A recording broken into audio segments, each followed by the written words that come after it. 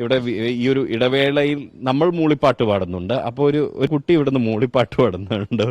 മോളെ പേരെന്താ? ആരാധ്യ. ആരാധ്യ. ഒരു മൂളിപ്പാട്ടൊക്കെ പാട്ട് പാടുമല്ലേ? മൂളിപ്പാട്ട് ഇങ്ങനെ പാടുന്നുണ്ടോ അല്ലേ? എന്നൊരു നല്ലൊരു വിഷുപ്പാട്ട് പാടുമോ കേരള വിഷു ന്യൂസിന്റെ പ്രേക്ഷകർക്ക് വേണ്ടിയിട്ട്?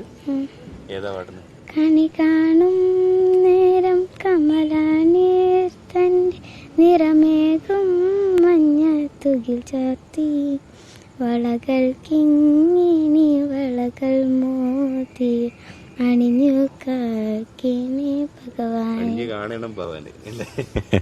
എന്താ പേരെന്താ? രഞ്ജിത്ത്. മോള് നന്നായി പാടുന്നുണ്ട്. ഓക്കെ. എവിടെയാ വീട്? എവിടെയാ വീട് തേങ്ങേരി. വിഷു ഇന്ന് അടിച്ചു പൊളിക്കുകയാണ്. എങ്ങനെയാ? വല്ല തെറ്റില്ലാണ്ട് അടിച്ചു പൊളിക്കൂ. ഏതാ ചേച്ചിയുടെ പേര്? അനു. എന്തെങ്കിലും ജോലി ചെയ്യുന്നുണ്ടോ?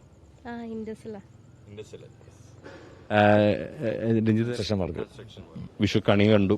വിഷു കൈനീട്ടം കൊടുത്തോ വാങ്ങിയോ? വിഷു കൈനീട്ടം കൊടുത്ത് വീട്ടിലുള്ള അടുത്തുള്ളവർക്കൊക്കെ വിഷു കൈനീട്ടം കൊടുത്ത്. കണിയുടെ കാര്യം പറഞ്ഞു. വിഷു സദ്യയുടെ കാര്യം മാത്രം ആരും പറഞ്ഞില്ല. എങ്ങനെയാ ഇത്തവണത്തെ വിഷു സദ്യ? വിഷു സദ്യ ഒരു സാമ്പാർ, പിന്നെ പായസം, പിന്നെ പുളി, അങ്ങനെ ഒരു 5-6 വിധം ഉണ്ടാവും. സിമ്പിൾ ആണ്, പക്ഷെ ഹമ്പിൾ ആണ്. ഹമ്പിളാണ്. സിമ്പിളായിട്ടൊരു സദ്യ. പിന്നെ തുശനിലേക്ക് വെട്ടിക്കൊണ്ടുവന്ന അങ്ങനെയാണോ? മനസ്സിലായില്ല. നമ്മുടെ ഇലയിലൊക്കെയാണോ? ഇല സദ്യ. എന്തായാലും കെങ്കേമമാക്കും നമ്മൾ ഇത്തവണത്തെ വിഷു. അടിപൊളിയാക്കാം. അച്ഛൻ പിന്നെ പറഞ്ഞു ഇങ്ങനെ വിഷുയുടെ വിശേഷങ്ങളൊക്കെ പറഞ്ഞു. എങ്ങനെയാ മകന്റെ വിഷു ആഘോഷം? എങ്ങനെ?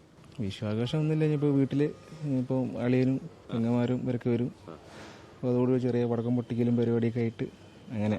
ഇന്നലെ പൊട്ടിച്ചിട്ടില്ലേ രാത്രി? ഇന്നലെ രാത്രി ഇല്ല, വീട്ടില് പിള്ളേരൊന്നും വന്നില്ല. അപ്പോൾ നമ്മൾ 4 പേര് മാത്രമേ ഉള്ളൂ. അപ്പോൾ പിന്നെ ഇന്നലെ ഒന്നും ചെയ്തിട്ടൊന്നുമില്ല. ഈ എല്ലാ ആഘോഷങ്ങളെയും ഒരു പ്രത്യേകത, കുട്ടികൾ ഉണ്ടാവുമ്പോൾ ആ ഒരു ആഘോഷത്തിന്. അതെ അതെ, അത് വേറെ തന്നെ ഒരു രസമാണ്. അവർക്കൊരു സന്തോഷം.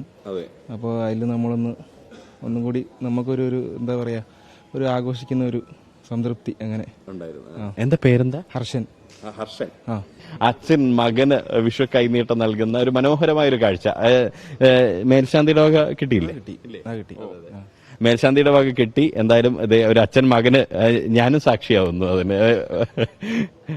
യെസ്, അതെ. ഇപ്പൊ ഈ ഒരു വഴിയിലെ വിളക്കുകളെല്ലാം ഓഫാക്കിയിരിക്കുകയാണ്. എന്തായാലും ആ ഒരു സമയമായതുകൊണ്ടാണ്, പുലർക്കാലമായതുകൊണ്ടാണ്. മറ്റ് വിശേഷങ്ങളുമായിട്ട് നമുക്ക് വൈകാതെ വരാം.